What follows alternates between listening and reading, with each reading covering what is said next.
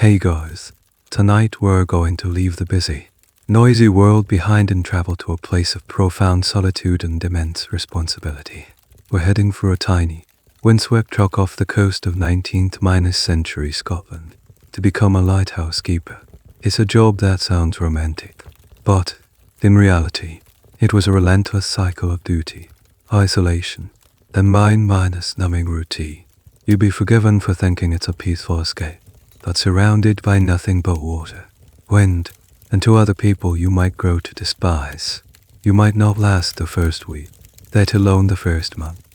So before you get comfortable, take a moment to like the video and subscribe, but only if you genuinely enjoy what I do here.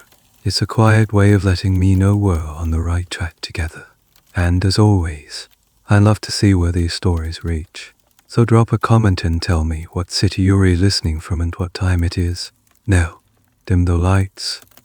Maybe turn on a fan for that soft background hum.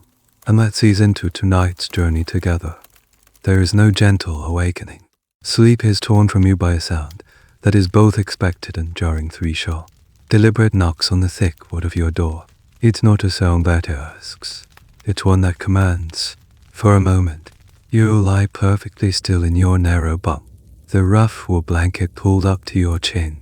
The only other sound is the low, distant moan of the wind against stone.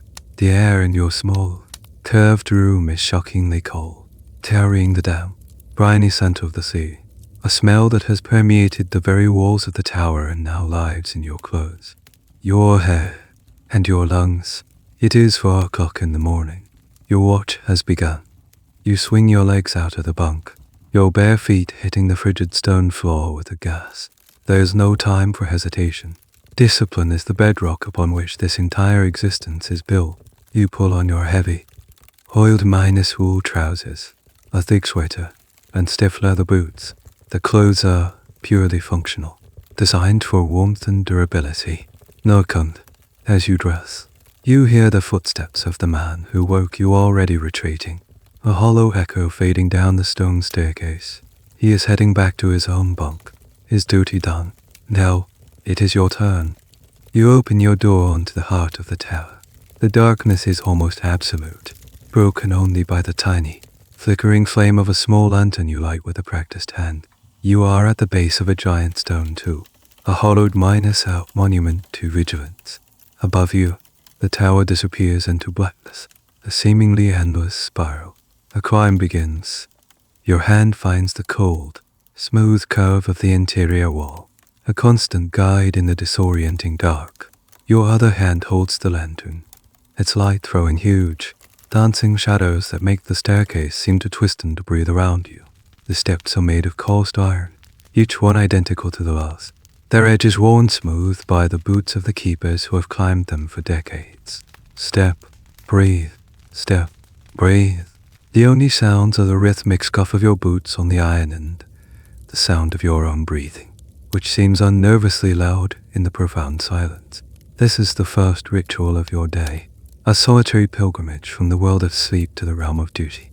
This strict, regimented life was the invention of the Stevenson family, the legendary dynasty of Scottish Lighthouse Engineers.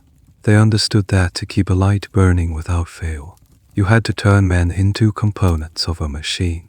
This is a mainstream historical point. The keepers' lives were governed by the instructions to light keepers, a detailed manual that dictated every single task, from the precise hour of watch changes to the proper method for polishing brass. Your life is a loop, and this world, climb is its starting point. A strange, niche detail of these towers is the sheer psychological impact of the spiral staircase itself. Some designs were so tight and relentless that looking down could induce a powerful sense of vertigo. Keepers would often talk about feeling like they were climbing into the sky, with the sea waiting below. Historians and psychologists still debate the mental fortitude required for this life. Was the unwavering routine a comfort, the solid structure in a world of chaos? Or was it a slow, grinding mechanism that wore down the human spirit? The official logs are filled with stress, professional entries, but the margins of history are haunted by whispers of the pressures of the station. a polite term for the madness that could bloom in the crushing isolation. As you ascend, a new sound begins to filter down from above. It's a faint, rhythmic, mechanical noise, a soft whir and a heavy clank, repeating every 20 seconds. It's the sound of the clockwork mechanism that turns the great lens, the heart of the lighthouse. Its steady beat is the pulse of the entire tower. A thin sliver of brilliant, impossibly white light appears from under the final door at the top of the stairs. It doesn't flicker like your lantern. It is a solid, unwavering bar of pure luminescence. You are approaching the lantern room. You reach the final landing and knock on the heavy, iron-clad door. You wait. A moment later, you hear the bolt being drawn, and the door opens. The light is blinding. A man, his face etched with the weariness of a long watch, stands silhouetted against the colossal, glittering lens. He nods, his expression grim. No words are needed. You step across the threshold, from the darkness into the light, ready to take your place as the sole guardian of the flame. A tiny, human cog in a giant machine built to defy the night. The man you are replacing gives you a single, weary nod. His watch finally over. He slips past you out the door without a word and begins his own descent into the darkness, leaving you utterly alone. You are now in the sanctum sanctorum, the lantern room. It is a circular chamber made almost entirely of glass, a crystal cage perched at the apex of the whirl. The air inside is surprisingly warm, almost hot. The dry, oppressive heat that radiates from the colossal lamp at the center of the room. And the light is a physical presence. It's a pure, clean, white light of astonishing intensity, far brighter than any domestic lamp, so powerful it feels like it's pressing on your skin. Your first duty is simply to watch. You walk a slow, circular path around the lamp, your eyes scanning everything. You check the wicks of the great Argand lamp, a masterpiece of engineering that uses multiple concentric wicks and a glass chimney to produce a flame of unparalleled brightness and stability. You check the fuel reservoir, ensuring the paraffin oil is flowing smoothly. This is the primary job of the night watch, to ensure the flame never falters. Not for a single second. A flickering light could be misinterpreted by a ship. An extinguished light could mean utter disaster. At the center of the room, inside a cage of glittering crystal, the lamp burns with the intensity of a small sun. But the lamp itself doesn't move. The magic is in what surrounds it. The entire room seems to be filled with a beehive of glass, a monumental structure of prisms and balls, that stands taller than a man. This is the Fresnel Lens, a work of genius that captures every possible photon from the lamp and focuses it into a series of powerful, horizontal beams. The entire multi-ton apparatus lens, lamp, and mounting is rotating around you, slowly, silently, and smoothly. Here's a mind-bending strange piece of lighthouse trivia for you. How do you get a -ton assembly of delicate glass and heavy brass to turn with almost no friction? You float it. The entire rotating carriage is resting in a circular trough filled with hundreds of pounds of liquid mercury. This mercury bath provides a nearly perfect, frictionless bearing, allowing the massive lens to be turned by a mechanism no more powerful than a grandfather clock's. You are, in essence, standing next to a spinning glass palace floating on a small lake of poison. As the minutes of your watch tick by, you notice a subtle change. A faint, grayish-blue line begins to form on the eastern horizon, a barely perceptible dilution of the absolute blackness of the sea and sky. It is the first hint of dawn. Your vigil is almost over, but the most delicate part of the ritual is about to begin. You watch as the grey line warms to a soft lilac, then to a pale, fleshy pink. The sea below begins to separate itself from the sky, taking on the texture of hammered lead. A few gulls begin to cry, their calls thin and lonely in the vast emptiness. The moment the top edge of the sun, a searing sliver of molten gold, finally breaks the horizon, your duty shifts. The light has served its purpose. It has held back the darkness all night, and now its own master has returned. It is time to extinguish the man-made sun.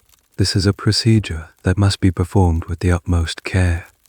First, You engage a clutch that stops the rotation of the lens, bringing the great machine to a silent, respectful halt.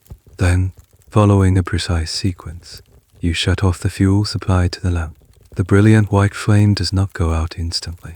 It shrinks, turning yellow, then orange, its magnificent power slowly starving. It sputters for a moment, a final, tiny tongue of fire dancing on the wick, and then it's gone. The sudden absence of the light is as shocking as its presence was. The lantern room is plunged into a strange, transitional twilight, illuminated only by the new day pouring through the glass. The silence is also profound. The great clockwork heart that drove the lens has been stilled. The roar of the lamp is gone. There is only the wind. Historians who study the Northern Lighthouse Board, the organization that ran the Scottish Lights, often debate the purpose behind its incredibly rigid set of rules. Was the meticulous, step-by-step procedure for every action, from climbing the stairs to extinguishing the lamp, purely a matter of safety and operational efficiency? In a room with highly flammable oil, immense heat, and a priceless lens, a single mistake could lead to a catastrophic fire. Or was the rigidity also a form of psychological management?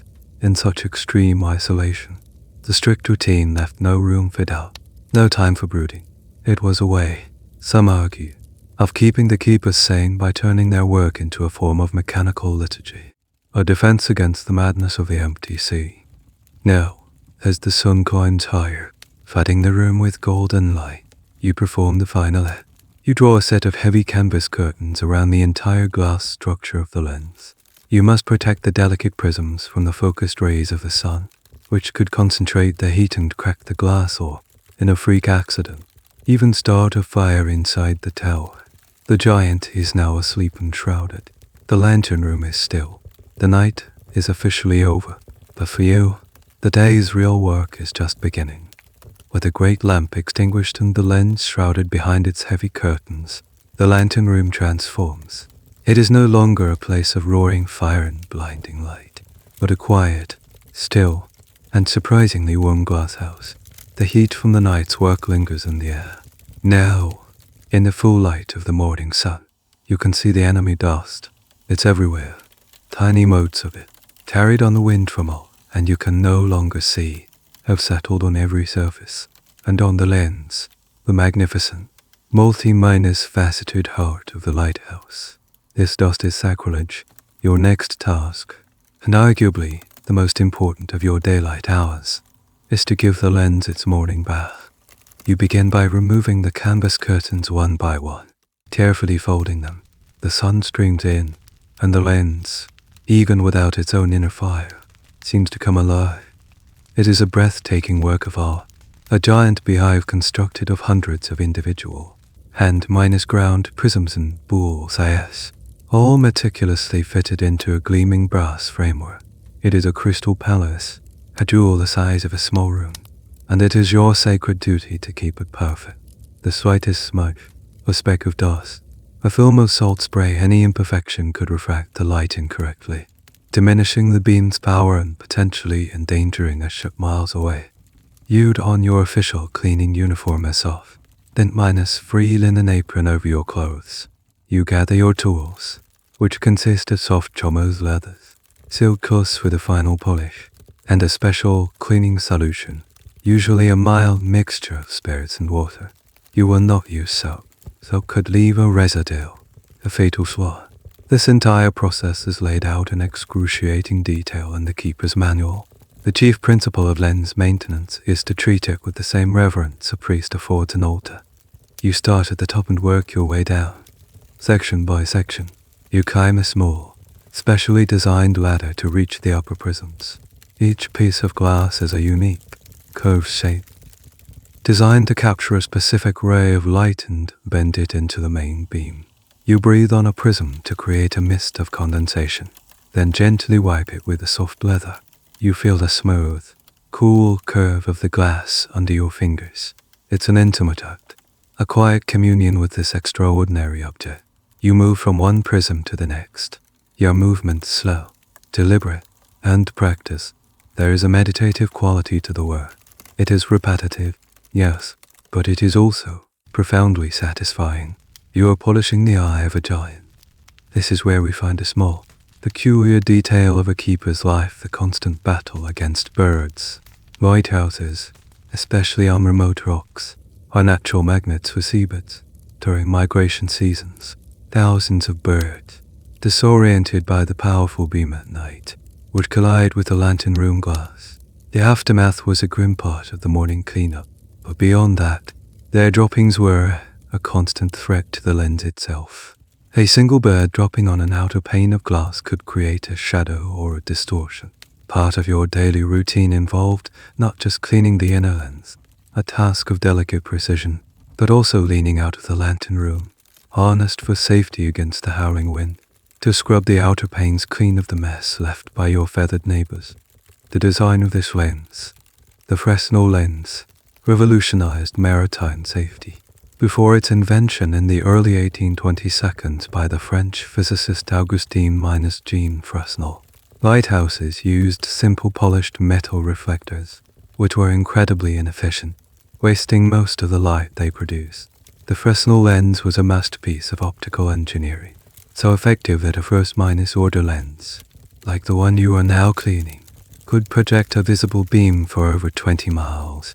It was the technological marvel of its age. The academic debate here among maritime historians is about the true human cost of this technological leap. The Fresnel lens demanded a new level of professionalism and relentless, detail-oriented work from the keepers. It turned them from simple watchmen into highly skilled technicians. Did this professionalization give the keepers a greater sense of pride and purpose, or did the pressure of maintaining such a complex and valuable piece of equipment in total isolation add an unbearable psychological burden? The logbooks are filled with meticulous records of cleaning and maintenance, but they are silent on the anxiety a keeper must have felt, knowing that a single slip, a drop tool, could chip the priceless crystal and compromise the safety of countless unseen sailors. You spend hours at this task. Every single prism, every bull's-eye lens, every piece of the intricate glass puzzle receives your undivided attention. You work your way around the entire circumference of the lens, and then you start again, this time with the silk cloth, polishing the glass until it is so perfectly clear and brilliant that it seems to almost disappear. The brass framework gleams, the crystal sparkles with an inner fire. Even in the morning light, you have restored it to its state of perfection. You have cleaned away the dust of the world and prepared the giant for its duty tonight. For now, you can step back, your work done, and admire the silent, glittering heart of the tower, waiting patiently for darkness to fall once more. With the magnificent lens gleaming like a cut diamond, your attention now shifts from the glass to the metal that holds it. The lantern room is not just a crystal palace. It is a cage of gleaming brass. Everything that can be made of brass is the framework of the lens, the ventilation cowls, the fuel pipe fittings, the handles on the doors, the knobs on the cabinets, the railings, all of it is solid, heavy, and in the down, salty air of the North Atlantic, constantly under threat from corrosion, your next duty is to wage the daily, endless war against tarnish. This is the religion of brass. You retrieve your polishing kit. It contains tins of abrasive paste, usually a fine mixture of tallow and brick dust, or some other gritty material, an assortment of rags in varying states of wear, and a fresh chomos for the final buff. The smell of the paste is sharp and oily. This will be your scent for the next few hours. You choose your starting point, perhaps a section of the railing that encircles the lens platform, and you begin. The work is methodical and physically demanding. You smear a small amount of the gritty paste onto a rough rag and begin to rub. At first, the brass resists. It is dull, clouded with a greenish-brown film from the salt in the air. But you apply pressure, your arm moving in a steady, circular motion. It's a full body effort, putting your shoulder and back into it, scrubbing away at the encroaching decay. Slowly, a change begins to happen. A dark, ugly smudge appears on your rag. This is the tarnish, surrendering. Underneath it, a small patch of metal begins to glow with a warm, golden light. You continue, inch by painstakingly. The initial scrubbing with the coarse paste is followed by a wipe down to remove the residue, and then a vigorous buffing with a cleaner rag. Finally, you take the soft chommers and polish the section until it shines with a deep, liquid luster, reflecting your own tired face back at you. One small section is done. Now, you just have to do the other 90-9%. It is a task that is never, ever finished. By the time you have polished the entire lantern room, the spot where you started will already be showing the first faint signs of tarnish once more. It is a Sisyphean task, a physical manifestation of the Lighthouse Keeper's eternal vigilance. This obsession with polished brass was a core tenet of the Northern Lighthouse Board's philosophy. It wasn't just about aesthetics. A key historical point is that this spit and polish culture served a practical purpose. It forced the keepers to inspect every single piece of equipment in the lighthouse on a daily basis. While polishing a ventilator cowl, you might notice a loose rivet. While shining a fuel line, you might discover a tiny, weeping leak. The relentless polishing was a form of preventative maintenance, ensuring that any potential mechanical failure was caught long before it could become a disaster. The shine was a byproduct of safety. Herein lies a curious, and rather mundane, detail of the job: the sheer quantity of cleaning rags required. A lighthouse would go through hundreds of cloths a year. These weren't just for brass, but for the lanes, the machinery, the windows, and every other part of the tower. The keepers were responsible for washing, drying, and mending these rags as part of their domestic duties. In the cramped, damp confines of the tower, finding a place to hang dozens of oily, wet rags to dry was a constant logistical challenge, a small but persistent nuisance in a life filled with them. The academic debate here among social historians and labor historians centers on the purpose of such seemingly pointless labor. Was the relentless polishing truly just for maintenance, or was it also a tool for managing the keepers' minds, filling the long, empty hours with hard, physical, repetitive work kept the men occupied? It tired them out, leaving less time and energy for brooding, for arguments, for the slow creep of madness that was a constant fear in these isolated posts. Some scholars argue that the endless polishing was a form of occupational therapy, a way to combat the psychological pressures of isolation by focusing the mind on a simple, achievable, albeit endless task. Was the goal a shining lighthouse, or a sane keeper? The answer, most likely, is both. You work your way around the room, losing yourself in the rhythm of the task. Scrub, wipe, buff. The sun climbs higher in the sky. It's like catching on the surfaces you have already polished, filling the room with dazzling golden reflections. Your muscles ache. Your hands are stained black from the polish. But there is a deep, monastic satisfaction in the work. You are not just cleaning. You are holding back the forces of entropy. You are imposing order on a world that is constantly trying to decay. In the silent, lonely tower, surrounded by the chaos of the sea, the gleam of perfectly polished brass is a small, hard -1 victory. It is a testament to discipline, a shining symbol that, for one more day, everything is exactly as it should be. With the brasswork gleaming so brightly, it seems to hum with its own inner light. You finally put away the polishing rags. The lantern room is now a pristine bubble of glass and gold, ready for the night.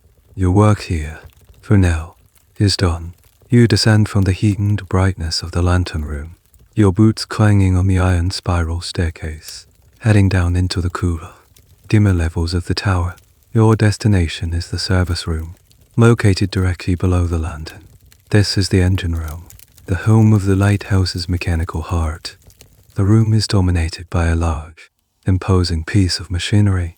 It is a clockwork mechanism of formidable size, a grandfather clock on a truly heroic scale. It's a beautiful and complex assembly of brass gears, heavy iron shafts, and gleaming steel levers, all mounted within a sturdy iron frame. This is the rotation machine. It is this device that, through a series of reduction gears, translates the slow, steady descent of a massive weight into the smooth, almost silent rotation of the 2-ton lens far above your head. And right now, Its great heart has run down. Your next task is to wind the giant. You look up and see the thick, heavy cable that runs from the main drum of the clockwork up through a hole in the ceiling and into the lens assembly. At the other end of that cable, suspended in a deep, narrow shaft that runs down the entire central column of the lighthouse, is a huge stack of slotted iron weights, like a colossal dumbbell. Throughout the night, this weight has been slowly, steadily descending, its gravitational potential energy being converted into the kinetic energy that turns the light. Now, it rests at the bottom of its shaft, its power spent. It is your job to haul it back to the top. You take your position at the winding crank. It's a large, heavy handle, not unlike the ones used to raise a ship's anchor. You fit it onto the main axle of the winding drum. This is a task that requires pure, brute strength. There are no engines, no steam power for this job. There is only you. You brace your feet on the stone floor, get a firm grip on the handle, and begin to turn. The first turn is the hardest. You have to overcome the immense inertia of the dead weight, which can be several hundred pounds. Your muscles strain, your back groans in protest. The mechanism creaks and groans as if waking from a deep sleep. But then, with a loud clank of the first ball engaging in the ratchet wheel, the weight lifts an inch. You have begun. You settle into a rhythm. Turn, clank, turn, clank. It is a slow, grueling, repetitive process. With each turn of the crank, the massive weight rises just a few inches up its door. Silent shove. This is where we encounter a fascinating piece of engineering history and a common misconception. Many people assume lighthouses were always electrified, but for most of the 19th century, they were purely mechanical marvels. The clockwork rotation machine is a perfect example of this. It was a robust, reliable, and incredibly precise piece of technology that allowed each lighthouse to have its own unique character, the specific pattern of flashes and eclipses that identified it to mariners. This character was determined by the precise gearing and the shape of the cams within the machine you are now laboriously winding. A strange and specific detail about this process relates to the character of the light. The length of time the clockwork could run on a single winding depended on the weight and the height of the tower. For most lighthouses, a full winding would last for about an hour of operation. This meant that during the night, the keeper on watch had to stop his other duties and wind the mechanism every 60 minutes. Imagine that in the dead of night. In the middle of a raging storm, you would have to leave the warmth of the lantern room and descend to the service room to perform this heavy, physical task, ensuring the great light never stopped its life minus saving doubt. The historical debate here among lighthouse historians and preservationists is about the soul of a lighthouse. When these magnificent clockwork mechanisms were eventually replaced with electric motors in the 20th century, did the lighthouses lose something vital? The electric motor is undoubtedly more efficient and reliable, allowing for full automation and removing the need for resident keepers. But the clockwork machine, with its ponderous weights, its gleaming gears, and its steady, heartbeat minus like tick minus stop, gave the tower a sense of being alive. The debate touches on the romance versus the reality of the keeper's life. Was the daily, physical struggle with the machine a noble, romantic act, or was it just dangerous, exhausting labor that automation rightly replaced? You continue to turn the crank. Sweat beads on your forehead and drips from your nose. The muscles in your arms and back burn with a dull fire. You can hear the heavy chain rattling slowly as it is drawn up the central shaft. It feels like you are pulling a giant from a well. Finally, after what seems like an eternity of turning, a marker on the cable tells you the weight has reached the top. The machine is fully wound. Its heart is ready to beat again. You remove the crank handle and stand back, breathing heavily. Your work done. You have given the giant his strength for the coming night. You have stored your own power, your own sweat and muscle. Then the machine, ready to be released as a slow, silent, sweeping beam of light. Breathing heavily, you wipe the sweat from your brow with the back of your hand. The service room feels cool and quiet now that the grueling work of winding is done. The great clockwork stands ready, a coiled spring of power waiting for the night. You make your way down the final flights of the spiral staircase, emerging from the enclosed world of the tower shaft into the living quarters at the base. The smell of hot metal and machine oil is replaced by something far more comforting, the faint, savory aroma of frying oats and brewing tea. You have entered the lighthouse kitchen. This room, like all the others, is curved, following the round footprint of the tower. It is cramped and ruthlessly organized. Every pot, every pan, every utensil has its designated hook or shelf. There is no room for clutter here. Sitting at the small, sturdy wooden table are the other two members of your tiny kingdom, the principal keeper and your fellow assistant keeper. There are always 3 men stationed on a rock lighthouse like this one. It's a system designed for safety and redundancy. If one man falls ill or is injured, there are still 2 to manage the light. If 2 men, heaven forbid, have a violent disagreement, the third is there to mediate or, at the very least, to be a witness. The principal keeper, a man named Mr. Robertson, is older, with a face that seems to have been carved from weathered driftwood and a beard thick with sea salt and wisdom. He is the undisputed king of this rock. His authority is absolute. The other man, young Jamie, is closer to your age, his face still holding a hint of the mainland softness, though the sea is working hard to scour it away. He is the one who woke you, and the one who has prepared the morning meal. He gives you a small, tired nod as you take your seat at the table. Breakfast is so. It is the same meal you had yesterday, and the same meal you will have tomorrow, porridge. A large, steaming bowl of thick and hearty, made with water and salt. There might be a small ration of milk from a can, a precious commodity, to pour over it. Beside the porridge is a tin mug of hot, strong, black tea, sweetened with a lump of coarse brown sugar. It is not a feast, but it is hot, and it is filling. It is fuel. You eat in near-minus total silence. The only sounds are the scrape of spoons against bowls, the slurping of hot tea, and the eternal, low moan of the wind outside the thick stone walls. This silence is not awkward. It is a form of communication in itself, a shared understanding. There is simply nothing new to say. You have been living in this cramped space with these 2 men for weeks, and you will continue to do so for weeks more. You have already told all your stories, shared all your jokes. Now, conversation is rationed, like the canned milk, used only when absolutely necessary. You talk about the workade change in the wind's direction, the state of the fuel supply, a new chip in a stone step. You do not talk about home. You do not talk about feelings. To do so would be to invite a weakness, a homesickness, that none of you can afford. A little minus known but crucial aspect of lighthouse life was the strict hierarchy. The principal keeper was addressed as Mr., while assistants were called by their surnames or first names.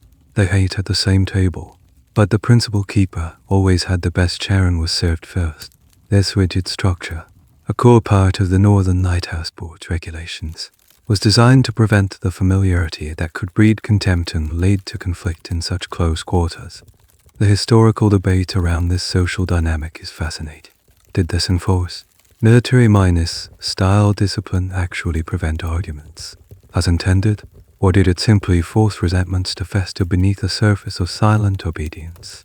The official logbooks record only the word, but personal letters and memoirs from keepers sometimes tell a different story of simmering tensions, petty tyrannies, and profound personality clashes that could make life in the tower an unbearable psychological prison. The silence you are now experiencing could be one of peaceful companionship, or it could be a heavy, unspoken truce between 3 men who have grown tired of the sound of each other's voices. Young Jamie gets up and collects the empty bowls. It is his turn for domestic duties this week. The roles rotate, another cog in the machine of routine. 1 week you cook and clean. The next you assist the principal keeper with maintenance. The next you handle the lion's share of the watch duty. It's a system designed to ensure fairness and to prevent any one man from feeling permanently burdened. You finish your tea. The hot liquid, a welcome warmth in your core. The brief, silent communion of breakfast is over. You have taken on fuel. You have shared the same space. and you have acknowledged each other's existence. Now, it is time to return to the work. Mr. Robertson pushes his chair back, a signal that the day's next phase is beginning. He has orders to give, and you and Jamie have duties to perform. You stand, ready for the next instruction. Another silent, willing part of this small, 3-man machine perched on a rock in the middle of the sea. With the silent, statue ritual of breakfast concluded, Mr. Robertson, the principal keeper, turns to the next official duty of the day. He walks over to a heavy wooden desk that is bolted to the curved wall of the sitting room. From a locked drawer, he removes a large, formidable looking book. It is bound in thick black leather, its cover embossed with the insignia of the Northern Lighthouse Board. This is the logbook, and it is the tower's sacred text. Your job, as the assistant keeper who has just come off the morning watch, is to make today's entry. This is not a task to be taken lightly. The logbook is an official document, a legal record that would be scrutinized by the board's inspectors on their periodic visits.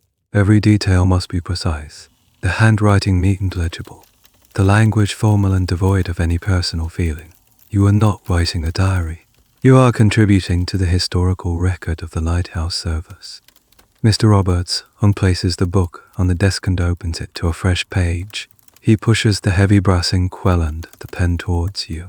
You take your seat, dip the nib of the pen into the black ink, and pause for a moment, gathering your thoughts. You are recording the history of a single day in the life of this rock. First, the date and the name of the station. Then, the state of the weather.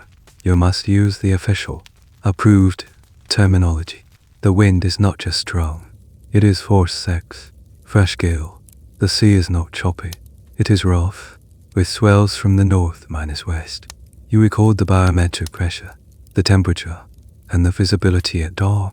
Every entry is a small, precise piece of data in a vast, ongoing scientific survey of the Scottish coast. Next, you must account for the night's work. You log the time the light was lit and the time it was extinguished.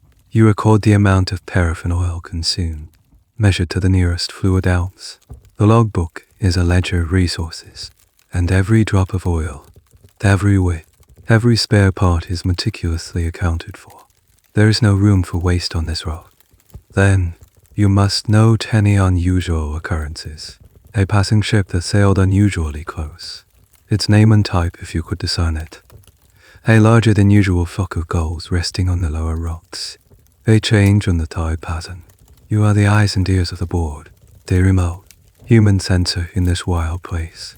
Here we encounter a wonderfully bureaucratic piece of lighthouse history, the invention of the return of Wixon's chimneys.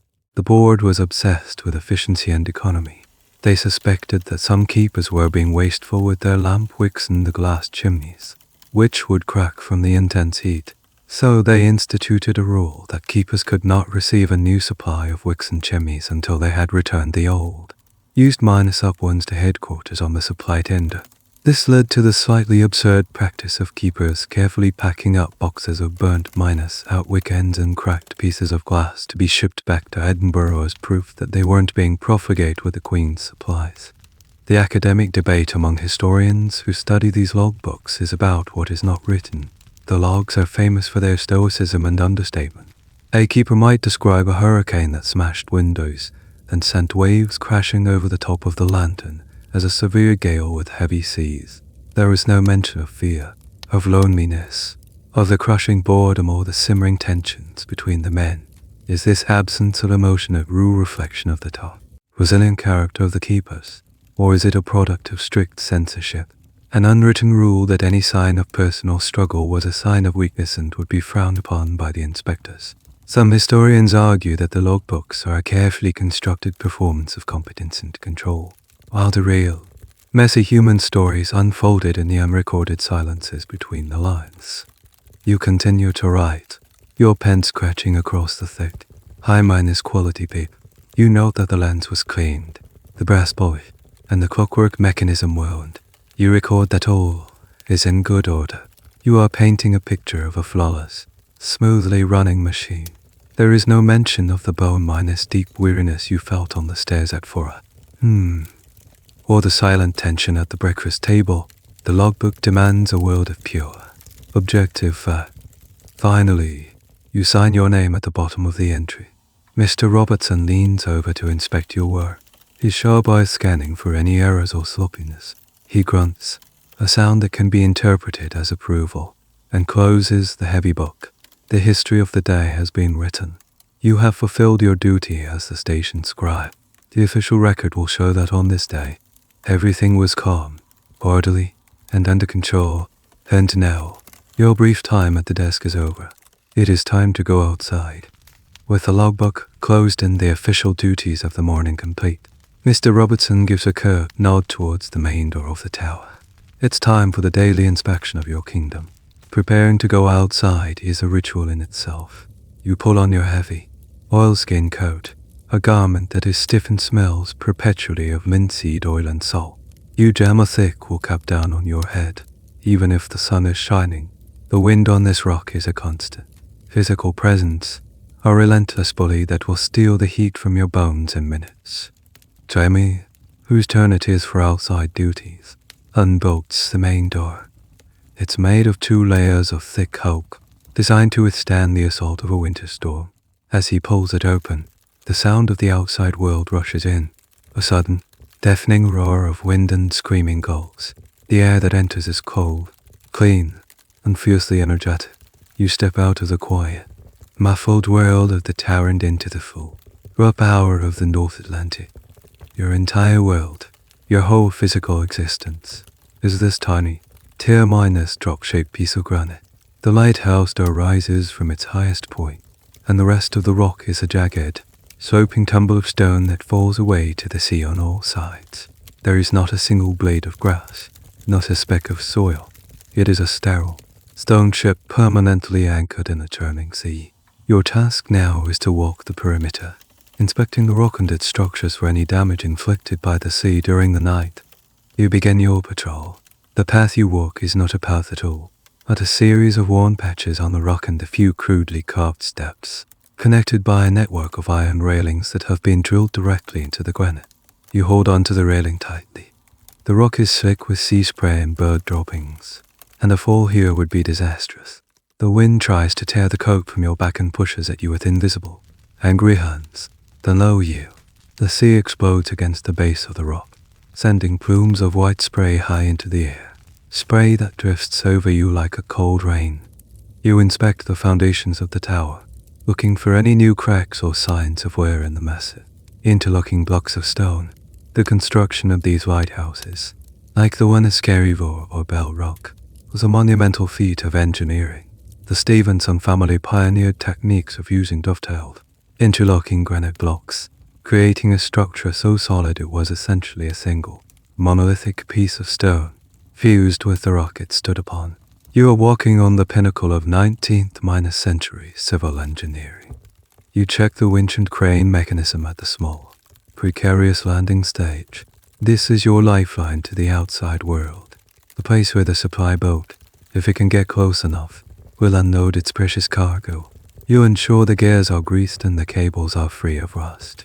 You inspect the outbuildings, a small storehouse for fuel and a privy built into a cleft in the rock, checking their roofs and doors.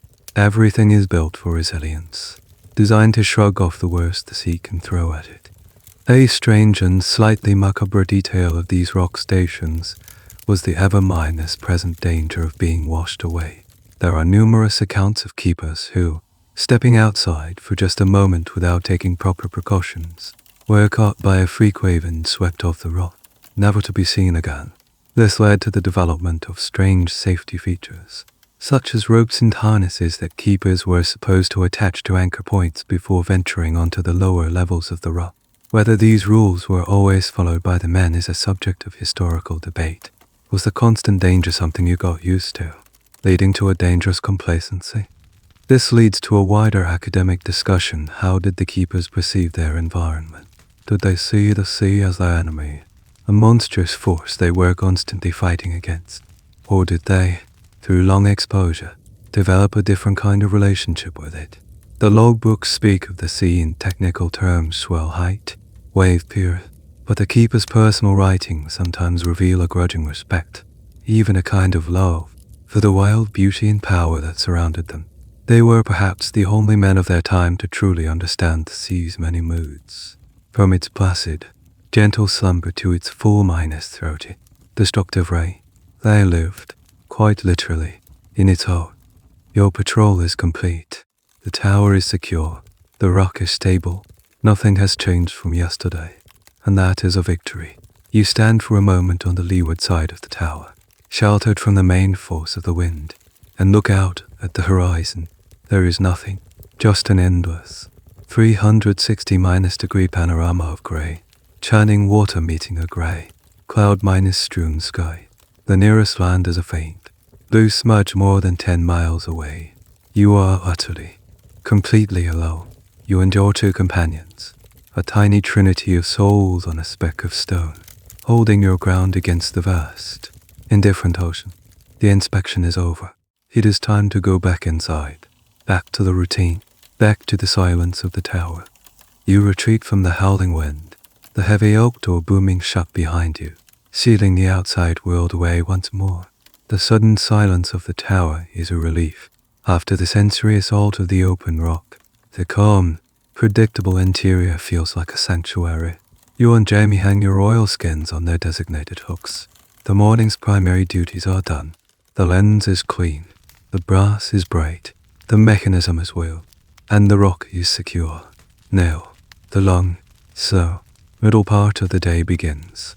It is a battle against the Lighthouse Keeper's greatest and most insidious enemy, the relentless, soul-crushing boredom.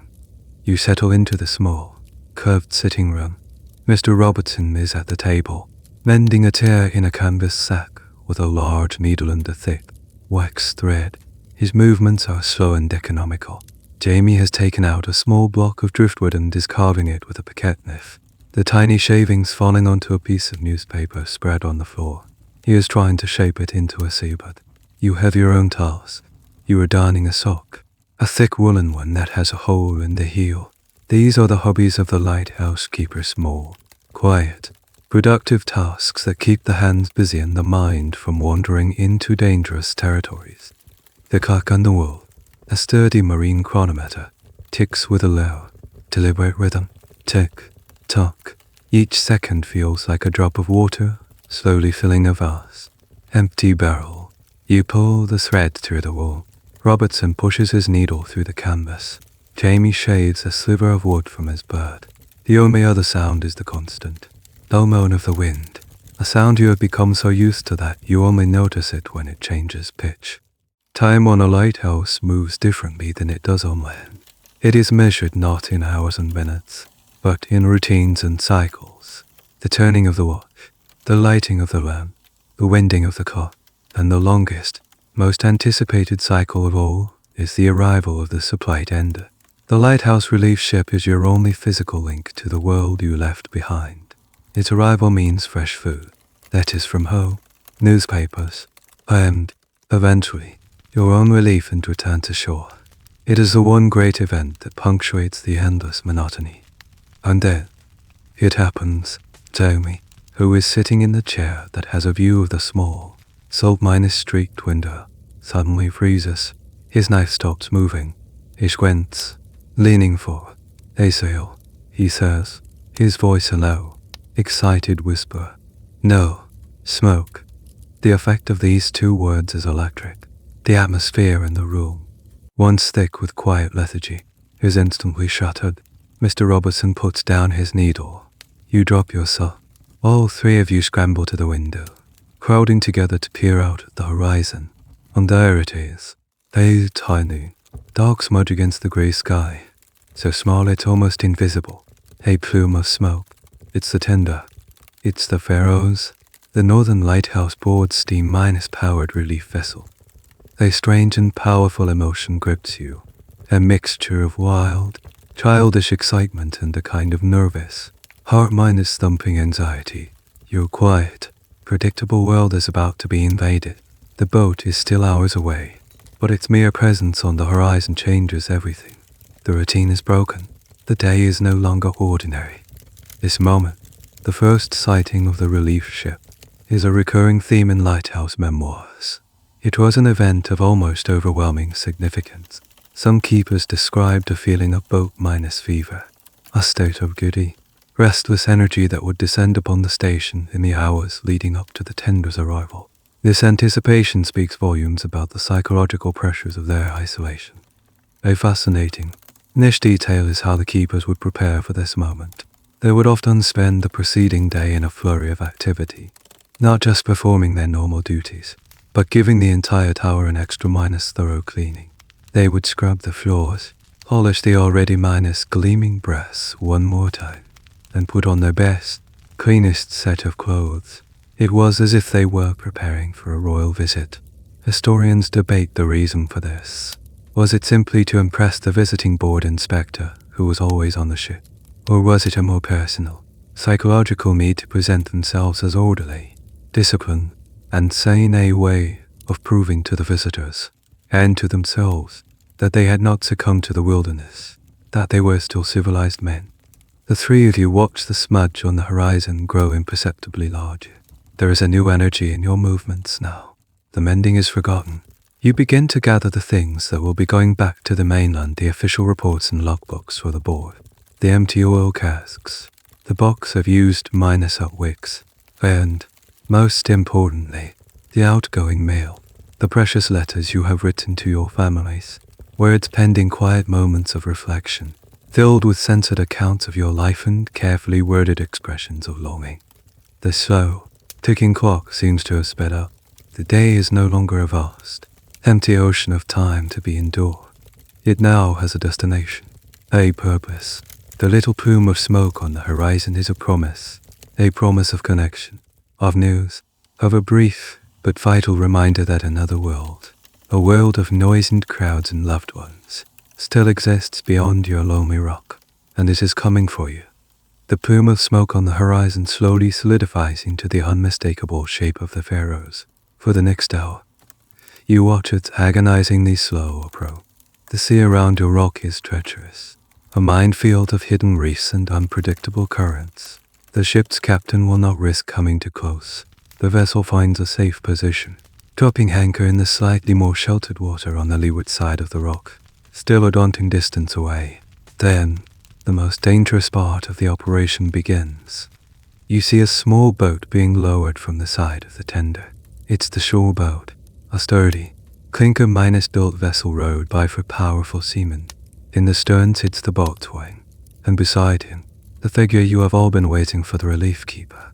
He is your replacement, the man who will take your place in the 3-man rotation, allowing one of you to finally go ashore for a few weeks of precious sleep. The small boat begins to make its way towards your rock, rising and falling dramatically on the heavy ocean swells. Your job now is to get down to the landing stage and prepare the crane. You, Jamie, and Mr. Robertson descend the outside stairs, clinging to the railings as the wind and spray whip around you. The landing stage is little more than a notch carved out of the granite, with a powerful hand-cranked crane bolted to the rock beside it. This is where all goods and all people arrive and depart. The timing of a landing is a nerve-wracking art form. The boatswain must expertly maneuver the small boat alongside the rock, waiting for the precise moment when a rising swell lifts the boat level with the landing stage. At that exact second, the man being transferred must leave. A moment too soon, and he could be crushed between the boat and the rock. A moment too late, and the boat will have dropped away beneath him, leaving him to fall into the churning, lethally cold sea. Today, the transfer goes smoothly. The relief keeper, a man you know from previous postings, makes the jump with practiced ease, landing squarely on the stage. There is a quick, firm handshake. He is followed by the precious cargo. The mailbag is tossed across first, a canvas sack that holds all the news and love and worry from the world you've been cut off from. Then come the boxes of provisions, sacks of oatmeal, potatoes, and flour, tins of preserved meat, crates of paraffin oil, and, most prized of all, a wooden box simply labeled NLB Library. This was the famous Lighthouse Library System, a core part of the keeper's wealth. The Northern Lighthouse Board, under the guidance of the Stevenson family, recognized the danger of idle minds. So they created a system of traveling libraries. Each lighthouse had a box of around 50 books. When the tender arrived, the old box would be taken away and a new one, with a completely different set of books, would be delivered. It was a simple but brilliant system that provided a constant, rotating supply of intellectual stimulation. It was your only entertainment, your university, your escape. Once the new keeper and the supplies are safely on the rock, the process is reversed.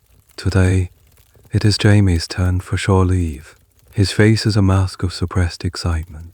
He makes the leap into the boat.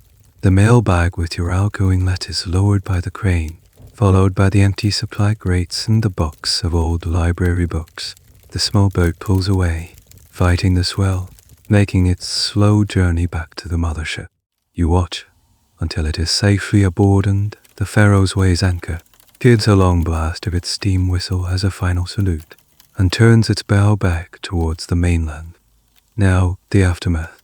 Back inside the tower, a kind of feverish excitement takes hold. The mailbag is opened, and Mr. Roberts, as is his right, distributes the letters.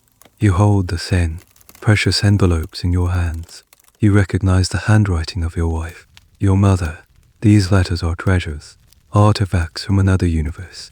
You retreat to a corner to read them, poring over every word, trying to read between the lines, to imagine the scenes they describe.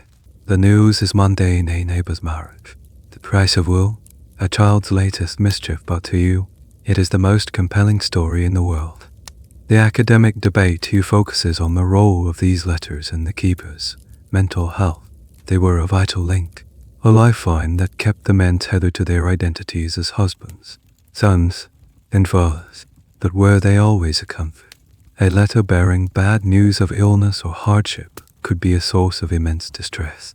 The keeper would be trapped on his rock, powerless to help, forced to live with his anxiety and grief in total isolation for weeks or even months until his next shore leave. Historians question whether this intermittent, delayed communication was ultimately a greater source of solace or of torment. For now, however, there is only joy. The new provisions are stowed away, bringing the welcome sight of fresh supplies. And the new library box is opened with the excitement of children on Christmas morning. You and the others gather around as the new keeper, your temporary companion, unpacks the books, a collection of sermons, a history of the Roman Empire, a book on Arctic exploration, and, with any luck, a novel by Sir Walter Scott or Mr. Dickens. This is your treasure. For the next few weeks, these pages will be your companions, your windows into other worlds. They, along with the letters you hold in your hand, are your defense against the vast, empty silence of the sea. The nervous energy and excitement from the tender's visits slowly begin to dissipate. The precious letters have been written tray-read, folded carefully, and tucked away like sacred relics. The new provisions are stored, and the thrill of their arrival gives way to the familiar, disciplined rhythm of the station. The new library box sits in the corner, a promise of future escape. But for now, the slow, heavy hours of the afternoon must be faced. This is often the hardest part of the day. The morning was filled with demanding physical labor.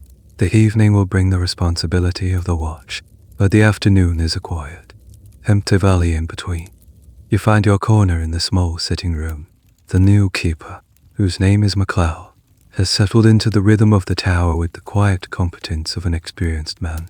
Mr. Robertson is making entries in a separate ledger, his pen scratching quietly.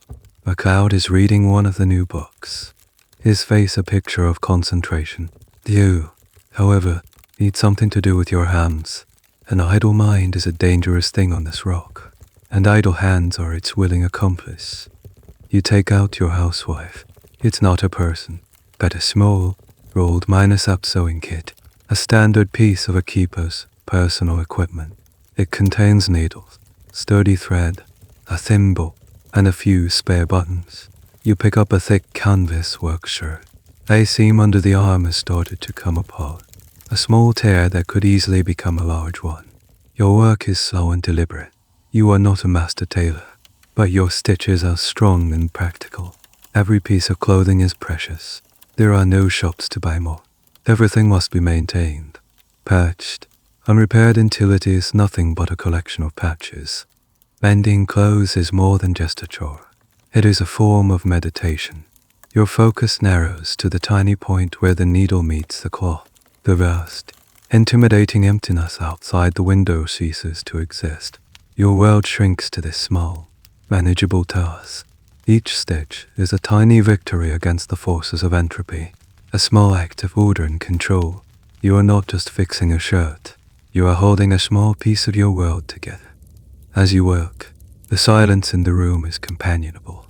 The only sounds are the scratch of Robertson's pen, the whisper of a page turning as MacLeod reads, and the soft pull of your own thread through the canvas. This is the flip side of the crushing monotony. In these quiet moments, a strange kind of peace can settle over the tower, a shared contentment in simple, focused work. A little minus known but essential skill for a lighthouse keeper was a surprising degree of domestic self-sufficiency. They had to be able to cook, clean, bake their own bread, and, as you are doing now, act as their own tailor. But their skills often went beyond the purely practical. Cut off from the world for months, many keepers became gifted craftsmen out of sheer necessity and boredom. One of the most common hobbies was the one young Jamie was engaged in this morning: carving.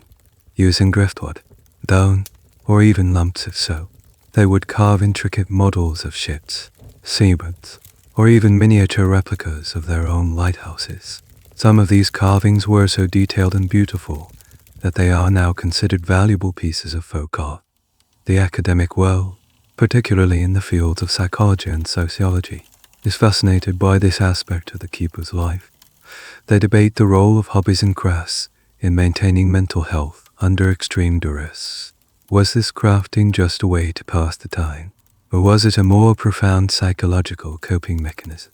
Some theorists argue that the act of creating something beautiful and ordered like a detailed carving was a way of asserting one's own humanity and agency in an environment that was overwhelming and dehumanizing. It was a way of saying, I am not just a cog in this machine, I am a creator. It was a small act of defiance against the crushing emptiness. You finish mending the sail.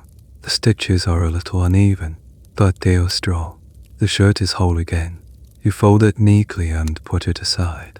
Your hands feel the need for another task. You look around the room. Your gaze falls on a length of old, thick rope that was left over from a repair to the crane. You pick it up, along with your knife. You begin to work on a new project, a rope mat. You strand the thick rope into its smaller components and then begin the slow, intricate process of weaving them into a tight, durable mat for the doorway. Something to help keep the other miners present damp from being trapped inside. Your fingers work the rough, fibrous strands, your mind focused on the repeating pattern of the weave. The afternoon sun, on its slow journey west, casts long shadows across the room.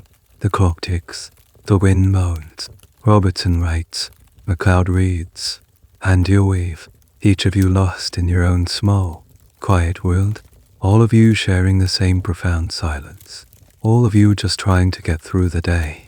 One stitch, one page, one knot at a time. Your fingers grow stiff from the rough, fibrous texture of the rope. You have woven a respectable section of the new doormat, but the repetitive motion has lost its calming effect and is now just repetitive. You set the project aside. Mr. Robertson has finished his ledgers and is now quietly observing the sea from the window, his hands clasped behind his back.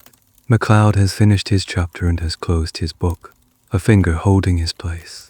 The fragile piece of focused activity is starting to fray at the edges, and the ever-present threat of boredom is creeping back into the room. It is time to turn to the station's greatest treasure. Your gaze falls upon the newly delivered library box. It sits in the corner, a plain, sturdy wooden chest, but to you, it is as magical as Ali Baba's cave. You walk over to it and kneel down, lifting the heavy lid. The scent that wafts up is one of the best smells in the world, the scent of old paper, thin, and leather binding, a dry, dusty perfume that promises escape.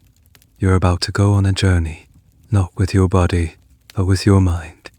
You run your fingers over the spines of the books, They are a motley collection, their bindings worn from the hands of countless other keepers on countless other rocks. Each book is a silent vessel, carrying not only the story within its pages, but the ghosts of its previous readers. You wonder who read this copy of Ivanhoe on the lonely outpost of Skerryville, or what keeper on the Isle of May puzzled over the Book of Naval Charts. The library box is a connection, not just to the outside world, but to the silent brotherhood of keepers spread across the Scottish coast. This system, the National Lighthouse Board Library for Scotland, was a genuinely progressive and enlightened institution for its time.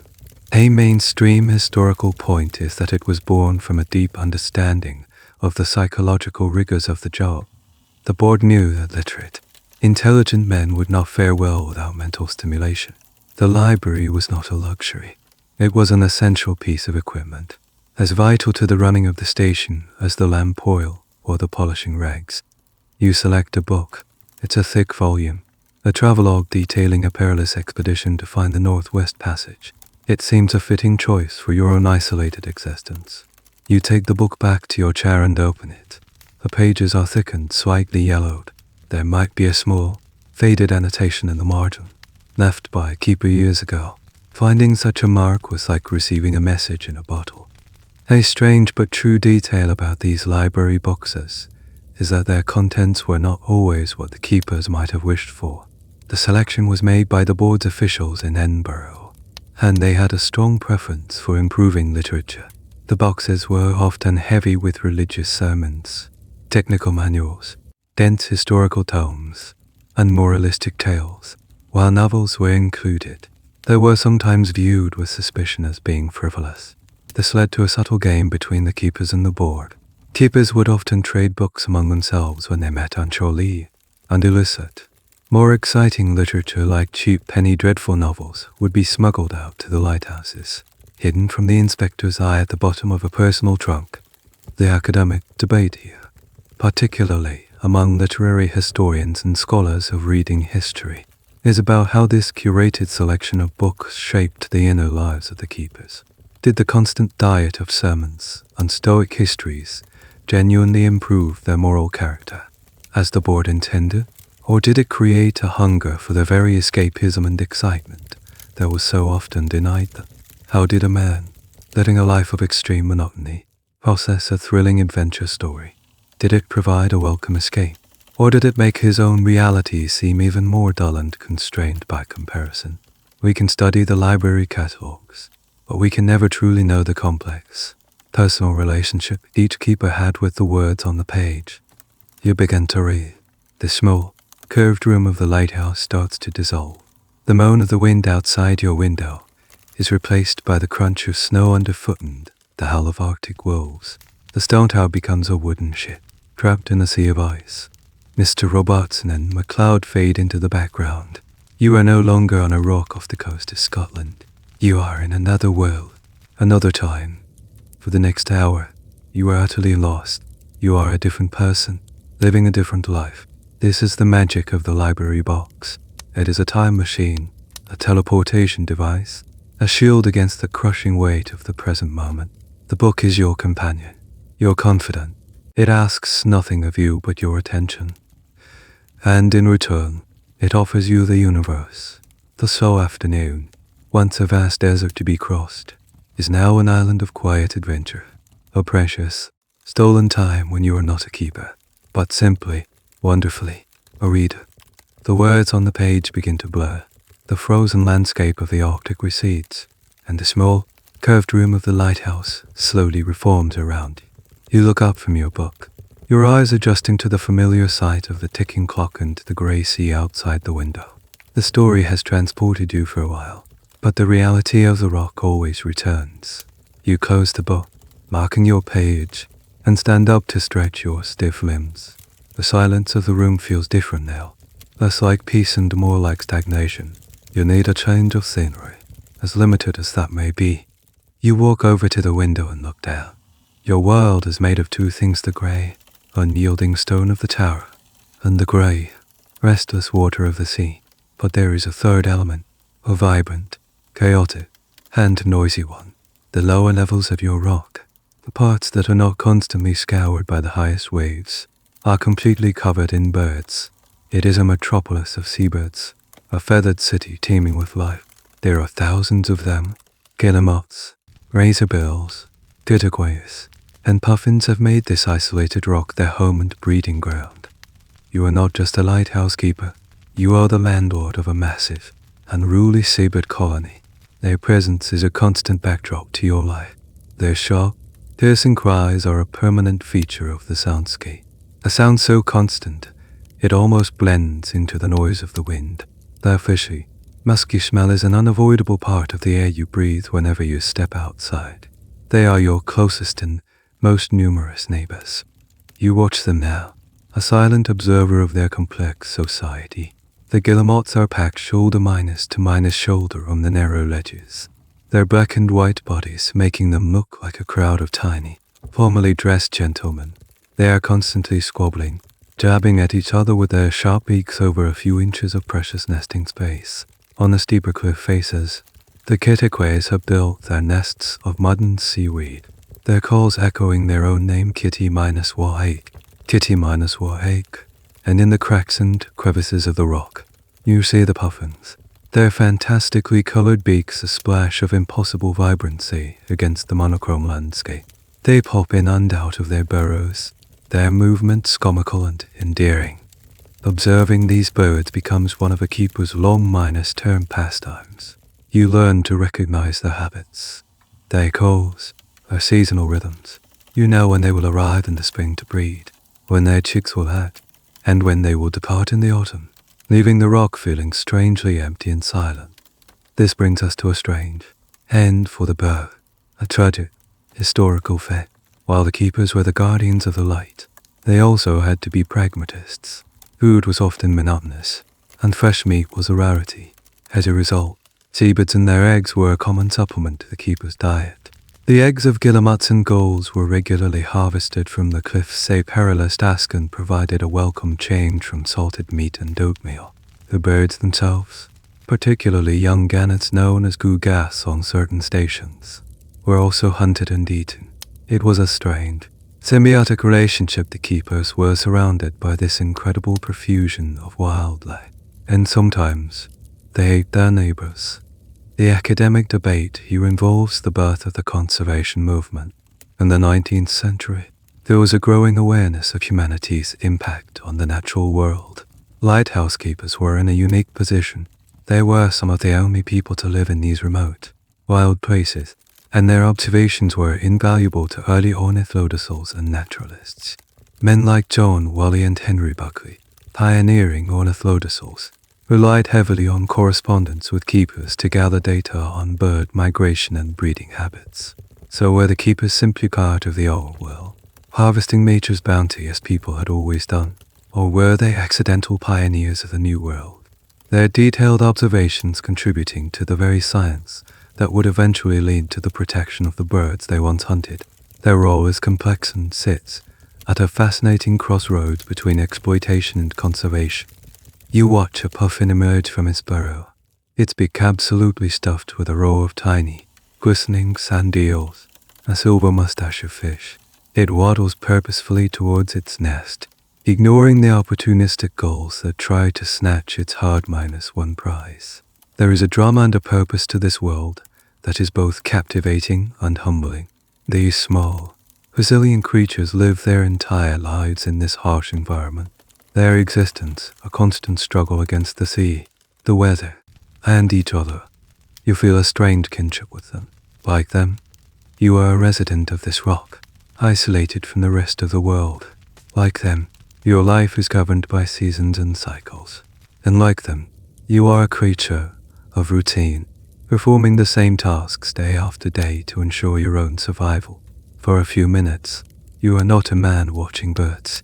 You are just one more inhabitant of this stone island, a temporary resident in their permanent kingdom, a silent witness to their noisy, vibrant, and precarious life. The lively, chaotic world of the bird colony begins to blur. Their sharp cries, which a moment ago filled the air, start to sound muffled and distant. You are still standing at the window, but a subtle change is occurring in the atmosphere. A strange, pearly quality is creeping into the light. You look to the west, and you see it. It looks like a solid, white wool, a cliff of cloud, and it is rolling in from the sea with an unnatural speed. It is a classic North Sea fog. One moment, you can see the horizon, the clear demarcation between the grey water and the grey sky. The next, it is gone. The fog bank engulfs your rock with a silent, chilling finality. The world beyond your window simply ceases to exist. You are no longer on a rock in the middle of the ocean. You are on a rock in the middle of nowhere, floating in a sea of luminous, white emptiness. The feeling is profoundly disorienting. Your senses, which rely on the vastness of your surroundings to orient themselves, are suddenly deprived of all information. There is no up, no down, no distance. There is only the tar and the white, featureless void that presses in on all sides. The temperature drops noticeably. A cold, clinging dampness seems to penetrate the very stone of the tower. Condensation begins to form on the outside of the window panes, blurring the already indistinct view into a complete abstraction. The sound of the world changes, too. The sharp cries of the seabirds are now muted, confused echoes. Even the sound of the wind seems to have been swallowed by the thick, white blanket. The world has been wrapped in cotton wool. Mr. Robertson turns from his own window. The horror has set in, he says, his voice flat and calm, stating a simple, unassailable fact. His expression tells you what must happen next. This is a maritime emergency. A ship sailing in these conditions is sailing blind. A vessel could be just a few hundred yards from your rock and have no idea, heading for certain destruction. The light, your primary weapon, is useless in this thick fog. Its beam will be scattered and absorbed within a few feet of the lantern. When the eye of the lighthouse is blind, it must be given a voice. It is time to wake the beast. Your next task is to prepare the foghorn. The fog signaling apparatus in the 19th-century lighthouse was a monstrous, industrial piece of equipment. You and MacLeod head down to a small, fortified engine house built on a slightly lower level of the rock, connected to the main tower by a short, covered walkway. Inside this building is a large, coal-fired steam engine and a massive boiler. This is the powerhouse for the lighthouse's voice. A strange and specific detail about these early foghorns is the sheer variety of sounds they made. To differentiate one lighthouse from another in the fog, each station was assigned a unique acoustic signature. Some had giant bells, struck by mechanical hammers. Others, like yours, had a siren. These sirens were often called the devil's organ pipes. They consisted of a steam-powered siren that blasted its sound through one or more enormous metal horns, like giant trumpets. Yours makes a single, deep, soul-minus shaking blast every 2 minutes. That is your voice. That is your warning. Firing up the boiler is a hot, dirty job. You shovel coal into the firebox, the flames roaring to life, casting a hellish, dancing light around the small engine room. MacLeod checks the water levels and the steam pressure gauges. It takes time to build up a sufficient head of steam to power the siren. You're in a race against the invisible danger outside. The historical debate around fog signals is a noisy one. Was the steam-powered siren a product of the Industrial Revolution, the most effective solution? Or were older, simpler methods better? Before steam, some stations used cannons, firing them at regular intervals. The keeper would have to load and fire a cannon every 15 minutes, a deafening and dangerous job. There's a constant tension in lighthouse history between technological advancement and practical reliability. A steam engine is powerful, but it's also complex and prone to breaking down. A cannon is simple, but it's also incredibly labor-intensive. The question of what makes for the best warning signal when visibility is zero is one that vexed engineers for decades. The pressure needle on the boiler finally reaches the red line. The machine is ready. Mr. Robertson gives the signal. MacLeod pulls a long, wooden-handled lever. The result is instantaneous and overwhelming. A sound of unimaginable volume and depth erupts from the giant horns on the roof above. It is not just a sound you hear with your ears. It is a physical concussion that you feel in the bones of your chest, in the soles of your feet. The entire building seems to vibrate with the sheer power of the blast. The sound rolls out into the white emptiness, a desperate, bellowing warning sent out into the void. It continues for 10 seconds, a single, sustained, monumental moan, and then silence, a silence that is now made deeper and more profound by the memory of the blast. In 2 minutes, it will happen again and again, for as long as the fog lasts, which could be hours, or it could be days. Your world will be measured by this cycle of deafening noise and ringing silence. You are no longer a keeper of the light. You are a tender of the voice, feeding the beast that screams into the black, white face of the fog. The monstrous, gut-minus shaking blast of the foghorn ends, and a ringing silence descends upon the engine room. Your ears feel fuzzy, the world momentarily muted. This is your life now, a repeating cycle of thunderous noise and its hollow echo. Your job, along with McLeod, is to keep the beast fed. You are no longer lighthouse keepers. You are stokers, industrial workers trapped in a stone box. One of you must constantly monitor the steam pressure, watching the needle on the gauge with an eagle's eye.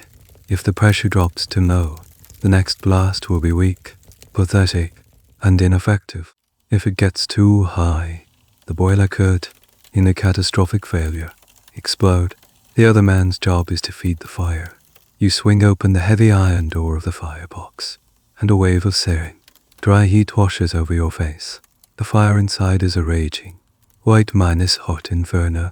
You shove a less of coal into its hungry mouth, the black lumps disappearing instantly into the flames. Then you slam the door shut, your arms aching, sweat stinging your eyes. The small engine room is now a miniature hell, a place of suffocating heat, choking coal dust, and a noise that is so loud it transcends sound and becomes a physical assault. The 2-minute interval is governed by a separate clockwork timer, a small, merciless machine that dictates the rhythm of your torment. You watch the hand sweep around its dial, 30 seconds to the next blast. You check the pressure. McLeod gives the lubrication points a squirt of oil. 10 seconds. You brace yourself. He grips the lever, and then it comes again. A solid wall of sound that vibrates through your very skeleton. You feel your teeth buzz in your skull. Conversation is impossible. You communicate with a series of grimaces, nods, and hand signals developed over long, noisy hours just like these. This intense, physical labor is a stark contrast to the quiet, meticulous work of the morning. A little known fact about these steam-powered fog signals is the sheer amount of resources they consume. A single day of dense fog could require a keeper to shovel over a ton of coal. It also used a massive amount of fresh water, which had to be stored in large cisterns on the rock. This is why the arrival of the supply tender was so critical. It wasn't just bringing food and mail, but the literal fuel needed to give the lighthouse its voice. A long spell of fog could dangerously deplete the station's reserves of coal and water, adding another layer of anxiety to the keepers' lives. The hours grind on. The cycle of shoveling, checking, and blasting is relentless. There is no time to read, no time to think, no time for anything but feeding the machine. This is the Industrial Revolution in its most isolated and brutal form. Your muscles scream in protest. Your ears ring continuously. The air is thick with the smell of hot metal, steam, and burning coal. The academic debate surrounding the industrialization of lighthouses is a compelling one. Did the introduction of powerful, complex machinery like steam engines improve the life of the keeper or make it worse? On one hand, these technologies dramatically increased the effectiveness of the lighthouse, undoubtedly saving more lives at sea. On the other hand, it transformed the keeper from a watchman and craftsman into a machine operator, subject to the relentless, noisy, and often dangerous demands of the industrial age. Some historians argue that this shift represented a loss of autonomy and skill for the keepers. Instead of the delicate, almost artistic work of trimming a lamp wick, they were now engaged in the back-breaking, repetitive labor of shoveling coal. Was this progress? It's a question that pits the value of human life at sea against the quality of human life on the rock. A change in the rhythm. Mr. Robertson appears at the door of the engine room. He holds up 3 fingers. Your shift is over. 3 hours of this deafening, exhausting work. You will take over the next watch with MacLeod. You're dismissed. You stumble out of the engine room, leaving the heat and the noise behind. You walk back along the covered passage to the main tower, your body trembling with fatigue, your head filled with a phantom ringing. You climb the stairs to the living quarters. The relative silence of the tower feels as loud as the foghorn did moments ago. It presses in on you. You are caked in a fine layer of sweat and coal dust. You are too tired to do anything. You collapse into a chair, your body humming with the ghost of the machine's vibration. You stare at the wall, your mind a complete and utter blank. You have been feeding the voice that screams into the void. But now, the void has settled inside you. The fog is still thick outside. The horn will continue to blast every 2 minutes, a monstrous heartbeat counting out the slow, grey, endless afternoon. The phantom ringing in your ears slowly fades, replaced by the familiar, muffled boom of the foghorn, which has become the new rhythm of your world. You doze in the chair for what might be minutes or hours. Time has lost its sharp edges, blurred by fatigue and the monotonous, percussive cycle of the siren. It is MacLeod who eventually shakes you awake. The fog, he tells you, is starting to lift. The monstrous voice of the lighthouse will soon be allowed to speak, and it is time for the evening meal. You gather at the small, curved table. The new keeper, MacLeod, has prepared the dinner. The meal is, again, one of stark simplicity, dictated by the limited supplies and the need for hearty, warming food. Tonight, it is ties and salt herring. A plate of boiled potatoes, their skins still on, sits next to a small, intensely salty cured herring. It's a meal designed to provide maximum sustenance with minimum fuss. There might also be a hard, ship's biscuit on the side. It is the food of sailors and soldiers, of men who work hard and live without luxury. As you eat, you can feel the change in the atmosphere. The relentless, the minute cycle of the foghorn has stretched. The blasts are now coming every 5 minutes, then every 10. The fog is breaking up, dissipating as the wind shifts. And then, finally, silence. A deep, profound, and wonderfully welcome silence. The great steam engine has been shut down. Its absence is a balm, a physical relief that you feel in your bones. The low moan of the wind, once a sound of isolation, now seems gentle and melodic by comparison. The 3 of you eat, the clink of your forks against the tin plates sounding an Evingwam loud in the new-found quiet. The conversation is sparse, as always, but tonight it has a different quality. It is the quiet of shared relief, the unspoken camaraderie of men who have endured a difficult trial together. You have passed through the white blindness of the hull and brought the station safely to the other side. A key historical point about the keeper's diet is its extreme monotony. The provisions supplied by the board were basic oatmeal, flour, salted meat, dried peas, and tea. Fresh vegetables and fruit were an almost unheard minus of luxury. This lack of variety and fresh produce meant that keepers were constantly at risk of nutritional deficiencies, while scurvy was less of a problem than on long sea voyages, thanks to the potatoes. The bland, repetitive diet undoubtedly had a major impact on their morale and physical well-being. A keeper's letter begging for a shipment of onions was not a trivial request. It was a plea for a taste of another life. This leads to a quirky, specific detail about life on the rock lighthouse gardening. On stations that had even the smallest patch of soil, keepers would go to extraordinary lengths to cultivate a tiny vegetable garden. They would haul seaweed out from the shore to use as fertilizer and build high stone walls to protect their precious plants from the wind and salt spray. These gardens were a source of immense pride and, more importantly, a source of fresh food for a rock station like yours, with no soil. This was impossible, but some keepers would even try to grow mustard and cress on damp flannel cloths kept in a warm corner of the kitchen. A desperate attempt to add a tiny splash of green, living flavor to their diet. The academic debate here focuses on the concept of institutional food. Sociologists and historians study the diets provided to people in institutions like prisons, armies, and, yes, lighthouses. They argue that this food is about more than just nutrition. It's a tool of control and a reflection of the institution's values. The board's provision of a plain, repetitive, but reliable diet reinforced the key principles of the lighthouse service discipline: lack of luxury and a focus on function over pleasure. The food was fuel to keep the human machine running. Nothing more. Was this a necessary measure for a disciplined service, or was it an unnecessarily cruel aspect of an already difficult life? The meal is finished. The plates are cleared. The day is drawing to a close.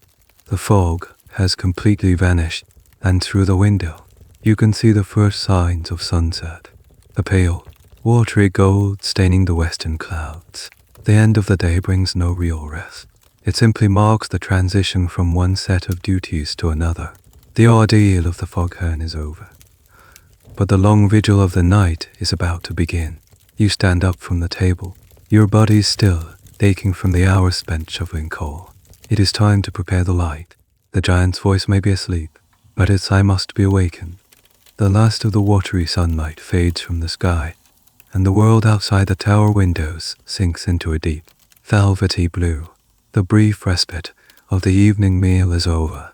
Now, the most sacred and important ritual of the day begins. It is time to light the lamp. The three of you proceed in a solemn, silent procession up the spiral staircase, climbing from the domestic sphere of the living quarters back into the industrial, sacred space of the lantern room. Mr. Robertson leads the way, as is his right. You follow, carrying a small canister of specially filtered paraffin oil. McLeod comes last, carrying a box of cleaning supplies for the final pre-minus lighting inspection. You enter the lantern room. The space is cool and quiet now, a stark contrast to the heat and fury of the previous night's watch. The great Fresnel Lens sits in the center of the room, a silent, crystal ghost in the deepening twilight. The ritual begins.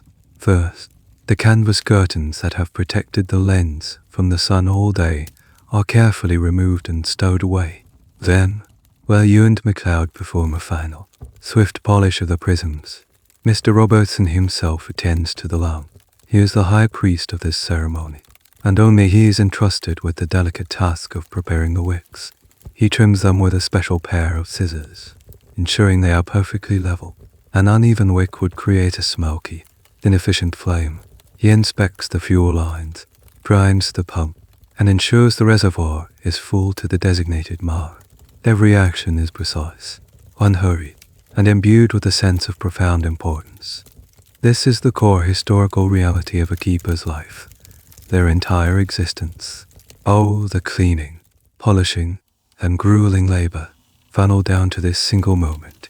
The purpose of the lighthouse was not to be a marvel of engineering or a testament to endurance. Its sole purpose was to produce a reliable beam of light, and this nightly ritual was the culmination of all their efforts. The success of their work was measured in the quality and constancy of the flame. Once the lamp is ready, the clockwork mechanism must be engaged. You descend to the service room and release the brake on the winding drum. With a soft whirring sound and the satisfying clank of the escapement mechanism, the great machine comes to life. Far above, the 2-ton lens begins its slow, silent, inexorable rotation. The lighthouse has begun to breathe. You return to the lantern room. The moment has arrived. Mr. Robertson takes a long taper, lights it from a small pilot flame, and with a steady hand, reaches into the heart of the lens and touches the flame to the wicks of the argent lamp. There is no sudden explosion of light. The flame catches slowly, growing from a small, yellow flicker into a tall, brilliant, and utterly stable column of pure white light. The effect is instantaneous and magical. The lantern room, a moment ago filled with shadows, is now flooded with a light so intense it feels solid. The countless prisms of the lens catch the light and transform it, sending it out into the darkness not as a diffuse glow, but as a series of sharp, concentrated, sword, minus light beams. A strange but true detail of this moment concerns the keeper's own vision. The light produced by the lamp was so powerful that keepers were strictly forbidden from ever looking directly at the flame when it was at full intensity. Doing so could cause temporary blindness or even permanent eye damage. They had to learn to work around it, to tend to the lamp using their peripheral vision, their hands guided by memory and feel. They were masters of a light they could never truly look at. The academic debate here touches on the symbolism of the lighthouse itself. For centuries, lighthouses have been powerful metaphors in art and literature, symbols of hope, guidance, truth, and steadfastness in the face of chaos. Historians and cultural scholars question how much this symbolic weight influenced the keepers themselves. Did they see themselves as mere technicians performing a job? Or were they conscious of their role as servants of a powerful symbol? Did they feel the poetic, almost mythical, nature of their work as they lit the lamp each night, sending a beam of man-minus made hope out into the vast, dark and known? The logbooks are silent on this, but it's hard to imagine a keeper performing this nightly ritual without feeling a sense of awe and profound purpose. The three of you stand back for a moment. Watch. You observe the quality of the flame, the smoothness of the lens's rotation. The light sweeps past your faces, a silent, rhythmic pulse. One beam, then darkness. Another beam, then darkness. The lighthouse is alive. It is performing its sacred duty. Mr. Robertson gives a final, satisfied nod. The light is lit. The station is operational. His work for the day is done. Now, the long night of watches begins. He turns and descends the stairs towards his bunk for a few precious hours of sleep. You and MacLeod are left in the warm, brilliant, humming heart of the tower. MacLeod will take the first watch, from sunset until 10 p.m. You will relieve him then. For now, you two can go below, leaving him to his solitary vigil, alone with the great, sweeping, silent light. Your time below is brief, a shallow, dreamless doze in the stuffy confines of your bunk. Sleep is not a luxury afforded to the lighthouse keeper, but a debt that is paid in small, irregular installments. It feels like you have only just closed your eyes when you hear the 3 sharp knocks on your door. It is MacLeod. It is 10 o'clock. Your watch has begun. You repeat the ritual of the early morning, dressing in the cold darkness and descending the silent, spiral staircase. The lantern you carry feels like a tiny, impertinent star against the immense, sleeping darkness of the tower. At the top, you knock on the lantern room door. MacLeod opens it, his face pale in the brilliant light, his eyes heavy with the first shift of the night. He gives you the watchman escaper's traditional report, his voice low, wind steady from the north-west, light burning bright and clear, rotation is smooth. He wordlessly hands you a tin mug of hot, strong tea he has prepared for you, a small, essential kindness to help ward off the chill of the coming hours. You take it. He nods, and then he is gone, his footsteps echoing as he descends to his own bunk. And now, you are completely, undoubtedly alone. The world has been reduced to this glass room, 20 feet in diameter, suspended 100 feet above the churning sea. Below you, the tower is dark and silent. Your 2 companions are asleep. On the distant mainland, entire towns and villages are sleeping. You are the only conscious human being for miles in any direction. You are the soul, wakeful eye in a slumbering world, and the weight of that responsibility is a palpable thing. You begin your watch. Your first task is to walk the circle, just as you did in the pre-minus dawn hours. You check the lamp, the fuel, the clockwork. Everything is in order. The great lens turns around you, a silent, glittering carousel. The heat from the lamp is a dry, steady presence. The clockwork mechanism behind you ticks and whirs, a complex, metallic heartbeat in the quiet room. These are the sounds of your solitude. You stand at the glass, looking out, but you are not looking at the sea. You are looking at the light. As the lens rotates, the powerful beams of focused light sweep out from the tower. They are not like a gentle glow. They are solid, architectural things, massive pillars of pure white light that slice through the darkness. You watch as one beam begins its journey at the edge of your vision, moves with a steady, deliberate pace across the black canvas of the sea, and then sweeps past you and out of sight, only to be followed by the next one. This is the lighthouse's character, its unique signature. Perhaps your light is one flash every 20 seconds, that 20-second interval, that specific rhythm of light and darkness, is what tells the sailor in the night, you are here. This is FL in the Nile, or this is Skerryvore. It distinguishes you from every other light on the coast. Your job is not just to keep the light burning, but to ensure this life-saving rhythm never, ever falters. The clockwork you wound this morning is now counting out the beats of your identity. A strange and little discussed phenomenon of the keeper's life was the hypnotic effect of this relentless, sweeping light, standing alone in the lantern room for hours, watching the beam circle and circle, could induce an almost trance-like state. The world becomes a simple, repeating pattern of light and dark. Some keepers found it deeply meditative, a way to empty the mind. For others, it was a source of profound psychological disturbance. The endless, mechanical repetition mirroring the trap, circular nature of their own existence. The academic debate here, among psychologists and historians of science, explores the impact of this unique sensory environment on the human mind. The keeper's life was a strange paradox of sensory deprivation, the isolation, the silence, the lack of human contact and intense sensory repetition, the boom of the foghorn, the tick of the clockwork, and, most of all, the rhythmic sweep of the beam. Did this environment foster a contemplative, monastic mindset, or did it create a kind of sensory madness, eroding the mind's ability to think in complex, repetitive ways? The phenomenon of keepers going queer, as it was sometimes called, is a testament to the fact that not all minds could withstand the pressure of the light. The hours of your watch begin to dissolve into one another. You walk the circle, you check the lamp, you polish a piece of brass that doesn't need it, you top up the tea in your mug from a flask, but mostly, you watch the beam, you watch it paint a long, white stripe across the surface of the dark, invisible water. You see it illuminate a distant patch of churning waves, turning the sea foam into a momentary, ghostly silver. It is a searchlight, but it is searching for nothing. It is a message, sent out to no one in particular, but received as a matter of life and death by anyone who might be lost in the darkness. You are the guardian of this beam. Your consciousness, your vigilance, is the tiny spark that allows this immense, mechanical system to perform its function. You and the light are locked in a strange, symbiotic relationship.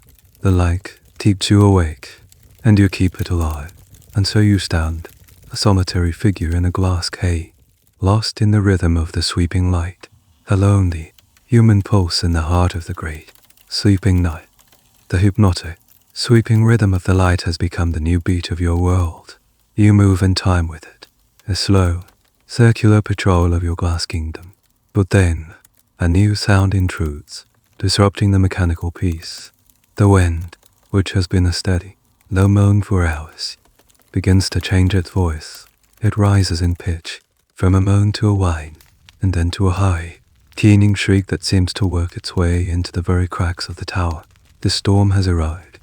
You walk to the glass and peer down. The sea, which was a dark, rolling expanse just an hour ago, is now a scene of utter chaos. The waves are no longer orderly swells marching towards the shore. They are jagged, angry peaks, their tops whipped into white, frothy spittled by the rising gale. The moon is completely obscured by a thick, fast-moving blanket of cloud. The only light on this maelstrom is the intermittent, clinical sweep of your own beam, which reveals terrifying, momentary snapshots of the turmoil below. The first big wave hits the base of the tower. You don't so much hear it as feel it. A deep, resonant boom that travels up the 100 feet of solid stone and vibrates through the soles of your boots. It's like a giant knocking on the door. The tower, which has always felt as solid and immovable as the bedrock it's built on, shudders. It is a tiny, almost imperceptible tremor, but it is there. A few minutes later, another one hits, this one harder. Boom. The lantern room trembles again. Your training takes over. You ignore the rising chaos outside and focus on your duty. You check the lamp flame. Is it steady? Yes. The glass chimney protects it from the vibrations. You check the rotation of the lens. Is it smooth? Yes. The mercury bath is doing its job, insulating the delicate mechanism from the tower's shuddering. The machine is steadfast. It continues its calm, measured dance in the heart of the hurricane. Your job is to ensure it remains so. The storm intensifies. The shrieking of the wind around the lantern dome becomes a deafening, continuous roar. And then, something happens that defies belief. A wave, a monster born of the wind and the deep sea, doesn't just hit the base of the tower. It climbs. You see a solid wall of black water rushing up towards you, and with a cataclysmic crash, it slams into the lantern room itself. For a second, your entire world is water. The glass panes are awash with a cascade of green and white, and the sound is apocalyptic. It is the sound of a world being broken. This is the moment where the genius of the Stevenson family as engineering is truly tested. The mainstream historical understanding of these towers is that they were built not just to be strong, but to be hydrodynamic. Their curve, tapering shape was designed not to fight the waves, but to guide them, to allow the water's immense energy to flow up and around the structure, rather than breaking against it. You are inside a stone masterpiece designed to shrug off the most powerful forces on the planet. And yet, you feel its way.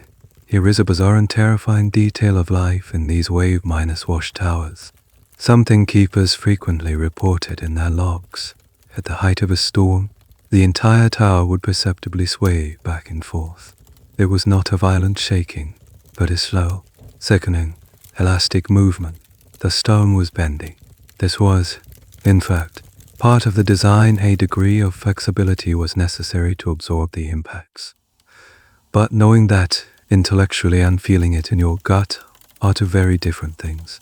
The academic debate rages among engineers and historians. Were these reports of swaying accurate? Were the keepers, in a state of terror, exaggerating the movement? Or were these towers, these paragons of rigidity, truly dancing in the storm? Modern engineering analysis suggests that a slight sway was indeed possible, but the keepers' accounts often described a movement so significant it would make the mercury in the bath slosh over the sides. Was this a collective delusion brought on by extreme stress, or an accurate memory of a phenomenon we can no longer measure? The storm now holds you completely in its grip. Your world is a cacophony of roaring wind and the percussive boom of waves striking the tower. Every few minutes, the lantern room is plunged into a temporary, watery twilight as another wave engulfs it. You are no longer in a lighthouse. You are in a submarine, a bathysphere plunging through the depths. You hold onto a brass railing to steady yourself as the floor sways beneath your feet. But you continue your work. You check the lamp. You check the rotation. You are the calm, beating heart inside the body of the storm. The light must not fail. You stand your post, a tiny, fragile human, encased in glass and stone, staring into the wild, furious eye of the ocean's rage. And you do not blink. The fury of the storm, like a great beast, finally exhausts itself. The hours of your watch have been a long, pitched battle, but as the first faint hint of dawn touches the eastern sky, the wind subsides to a weary sigh. The apocalyptic booming of the waves against the tower lessens, replaced by a deep, rhythmic sigh. The crisis has passed. You have held the light steady through the darkness and the rage. You watch as the sky transitions from black to a bruised purple, then to a soft, clean gray. The sea below is still agitated, a mess of confused swells, but its anger is gone. It looks tired, like you feel. The sweeping beam of your lamp, which was a desperate weapon against the storm's chaos, now seems calm and pastoral as it glides across the water, its job almost done. As the sun finally crests the horizon, you perform the familiar, sacred ritual of extinguishing the flame. The great light sleeps. Your watch is over, but your duty is not. It is your turn to be the harbinger of the new day. You descend the spiral staircase, your legs feeling heavy and weak. The tower is still and silent. You reach the door of the next man on the rotation list, Robertson himself, and you deliver the 3 sharp, commanding knocks. You wait until you hear a stirring from within, a sign that the next link in the chain of command is awake and ready. Then you continue your descent. You arrive in the kitchen, the domestic heart of the tower. It is your turn to prepare the morning meal. As you light the stove and measure out the oatmeal, you are already thinking ahead, planning the day that is about to unfold. After the silent breakfast, it will be time to clean the lens. The glass will be caked with a thick layer of salt from the storm, and it will be a long, arduous task to restore its perfection. Then will come the brass, which will have been tarnished by the damp, salt-laden air. Then the clockwork will need to be wound, its energy spent after the long night. This is the fundamental, inescapable truth of your existence. It is a loop, a perfect, unbreakable, and endless cycle. The storm was not an interruption to the routine. It was merely a more dramatic version of it. The duties remain the same. The sequence is unaltered. The only thing that changes is the weather. A fascinating detail of lighthouse design is how this cyclical life was built into the very architecture. The living quarters were often designed with ruthless efficiency. The bunks, cupboards, and tables were built directly into the thick, curved walls, like a ship's cabin. There were no corridors. To get from one room to another, you had to pass through the one before it. This design maximized space, but it also meant there was zero privacy. It was a physical manifestation of the keeper's lives, interconnected, inescapable, and constantly circling back on itself. You stand there, stirring the porridge, lost in the rhythm of the task. The cycle of the day stretches before you, a well-worn path you have walked 100 times. Clean, polish, wind, watch, eat, sleep, repeat, and the larger cycles spin around it: the weekly rotation of domestic duties, the monthly arrival of the tender, the seasonal return of the birds, the biannual rotation of the keepers. The great academic debate about the lighthouse service ultimately comes down to this single point. Was this life a noble, monastic calling, a form of secular priesthood dedicated to the salvation of sailors? Or was it a form of industrial imprisonment, where men were sentenced to long stretches of hard labor and solitary confinement in a factory designed to produce light? Were you a hero, a guardian of the coast, or were you just a low-minor spade, highly skilled operator, a human component in a machine, as replaceable as a lamp wick or a cog in the clockwork? Mr. Robertson and MacLeod emerge, ready for the day. You serve the porridge. You eat in silence. The day has begun. The storm is over. But the routine, the endless, grinding, comforting, soul-minus destroying routine, remains. You lift your spoon. You are a keeper of the light. This is your life. And it is time to begin again. The roar of the storm finally fades, not into silence, but into a soft, gentle hum. The sharp edges of the day, the cold stone, the glaring lamp, the aching muscles all begin to soften and blur. You are no longer on the rock. You are drifting. The solid floor of the tower has given way to something yielding and warm, a current of deep peace that carries you along. The endless, repeating cycle has been broken, and all that remains is a feeling of quiet release. The spiral staircase winds into a straight, soft path. The great light, which once demanded your constant vigilance, is now just a distant, pulsing star in a soft, dark sky. A gentle beat like a sleeping heart. It no longer needs you.